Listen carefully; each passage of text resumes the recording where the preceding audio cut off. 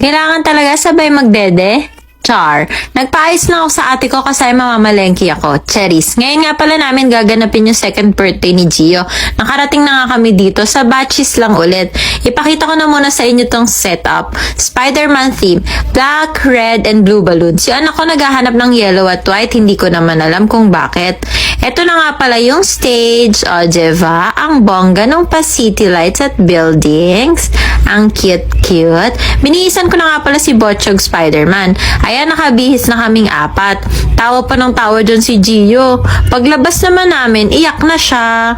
Ayaw niya kasi doon sa mama. Isipin niyo na lang kung sino yung mama. Kami na lang tuloy ni Diyos ang nagpa-picture. Nagsimula na nga din palang dumating yung mga bisita. Sa mga oras na to, hipag ko na may hawak ng phone. Kaya sa mga susunod na videos, puro kuha na niya.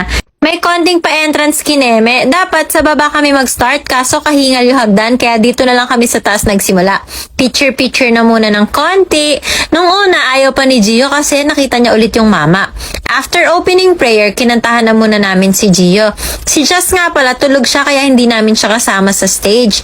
Happy birthday Kuya Gio! We love you kahit sobrang kulit mo. Nagsimula na agad ang games. Unang-una sa lahat ang Bring Me. Bring Me magandang bisita. Ayan yung dalawang tita nagpresenta. Char. Eto naman, Bring Me matabang bisita. Kaya ayaw tumayo ni Tita Lorna. Hindi ata pwedeng mawala tong Bring Me sa mga birthday yan. Pahabaan naman ng happy birthday yung susunod. Sobrang gasgas na to pero inaabangan talaga to ng mga bata. Ayan nga si Ate Bambam, ang tagal niya yung pre-practice. In fairness, siya naman yung nanalo. Konti lang yung mga batang bisita namin kasi family lang din talaga naman namin yung mga umate. After ng games, nag-picture-picture na kada table. Nagsimula na din magkainan. Yung mga natapos nang mag-picture, sila na yung pumila dito sa may kainan. Eto nga pala yung mga pagkain. Ayan yung rice, merong pansit, mixed vegetables, Korean chicken, pan-grilled pork, fish fillet with tartar sauce, lechon, at etong leche flan. Ang sarap niyan. Eto naman yung toothache corner. Ayan, may chocolate fountain, tsaka iba't ibang candies.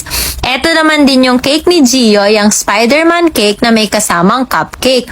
Habang kumakain yung iba, si Just sumabay din ng pagdede. Hindi talaga pwedeng hindi easy access ang boobies. Buti na lang talaga napagawa namin tong damit kay Lola. O, Jeva, instant breastfeeding costume. Ayan nga pala siya, nilagyan ng zipper. Pagkatapos kumain yung mga bata, excited na sa magic show. Etong clown hindi na nag-makeup kasi takot si Bella. Kayo rin ba takot sa clown? Tingnan nyo naman kung gaano kakulit tong si Gio. In fairness dito sa mga clown, magaling sila. Natuwa at nag-enjoy ang mga bata.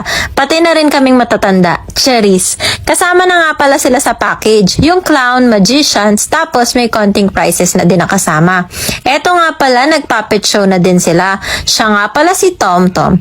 Tom-Tom na palaging gutom. Sabi ni Gio, si Just daw si Tom-Tom dahil lagi daw gutom si Just. Masyadong madaldal tong si Tom-Tom, ang dami pang sinasabi. Nagka-crush pa nga sa isang bisita, Diyos ko.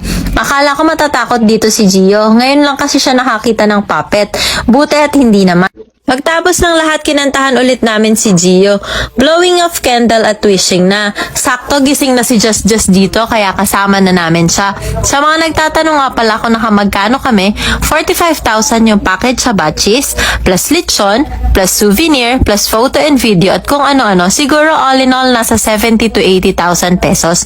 Maraming salamat nga po pala sa lahat ng nagpunta, nagbigay ng gifts, at sa mga nakaalala sa birthday ni Gio. Sa mga hindi nakapunta, bahala kayo dyan, charot. Ayan ang Kuya Gio nyo, sobrang pagod na, sleepy Spider-Man. Hindi din pwedeng mawala ang mga Sharon yan, alam nyo yan.